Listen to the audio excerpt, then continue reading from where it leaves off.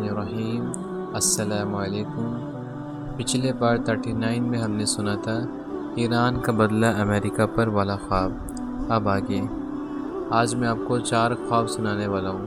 پہلا خواب، یہ خواب محمد قاسم نے 7 جنوری 2020 کو دیکھا تھا، اور وہ بیان کرتے ہیں کہ میں دیکھتا ہوں کہ میں ایک اسکرین کے سامنے بیٹھا ہوں۔ میں اس اسکرین پر اردوغن کو دیکھتا ہوں۔ میں اردوغن سے کہتا ہوں کہ ترکی تباہ ہو جائے گا، کیونکہ یہ پہلا قلعہ ہے اسلام کا۔ برے لوگ آپ کو یعنی اردوغن کو مارنے کی بھی پلاننگ کریں گے اور کوشش کریں گے۔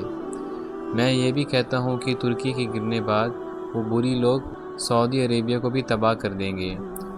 پھر میں دیکھتا ہوں کہ اردوغن یہ خواب سن کر پریشان ہو جاتا ہے۔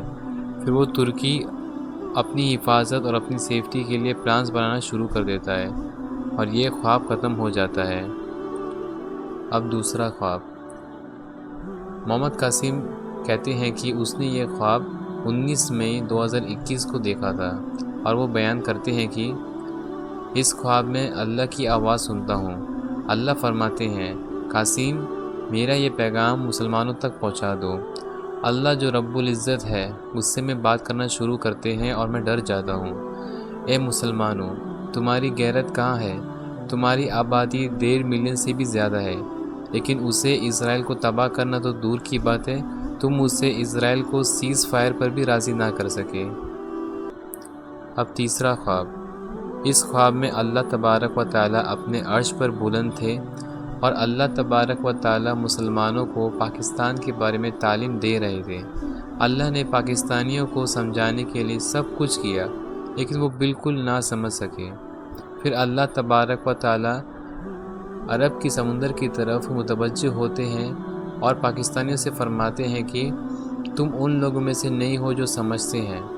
میں یہ سب ایک چھوٹے سے بادل پر بیٹھ کر دیکھ رہا تھا۔ یہ دیکھ کر میں پریشان ہو جاتا ہوں۔ پھر میں نیچے اترتا ہوں تاکہ پاکستان کے لوگوں کو سمجھا سکوں۔ جب اللہ تبارک و تعالیٰ دیکھتے ہیں کہ میں کیا کر رہا ہوں، تو اللہ تبارک و تعالیٰ مجھے دیکھنا شروع کر دیتے ہیں۔ 1.5 سال بعد میں نے اس خواب کا دوسرا حصہ دیکھا۔ میں زمین پر پہنچتا ہوں اور پاکستان میں گھومتا ہوں۔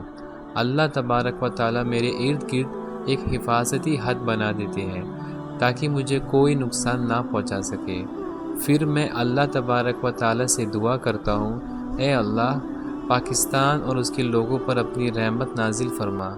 پھر زمین اللہ کی رحمت اور اپنے خزانوں کو برسنا شروع کر دیتی ہے۔ اب چوتھا خواب، محمد قاسم بیان کرتے ہیں کہ 2006 کے ایک خواب میں نے اللہ سے پوچھا، اے اللہ، آپ نے پاکستان کیوں بنایا؟ پاکستان میں ہر برائی موجود ہے، نہ امن ہے نہ خوشحالی، ہر جگہ ناانصافی اور ظلم ہے۔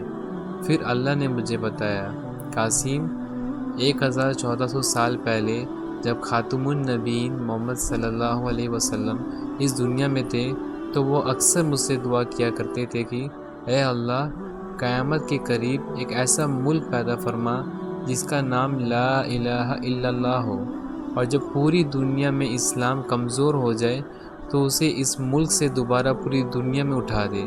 اور قاسم، میں نے خاتم النبیین محمد صلی اللہ علیہ وسلم کی دعا قبول کی۔ پھر میں نے پاکستان بنانے کا فیصلہ کیا، اور قاسم، میں پاکستان کی حفاظت کروں گا اور پاکستان کو بچاؤں گا بھی۔ میں آپ سب سے درخواست کرتا ہوں کہ ان خوابوں کو شیئر کریں۔ یہیں پر یہ خواب ختم ہوتی ہے، اور یہ پارٹ 40 بھی انشاءاللہ اگلے پارٹ میں ہم سنیں گے کہ خاتم النبیین محمد صلی اللہ علیہ وسلم کی طرف سے محمد قاسم کو دی گئی خاص مشن والا خواب۔ جزاکم اللہ خیر۔ السلام علیکم ورحمۃ اللہ وبرکاتہ۔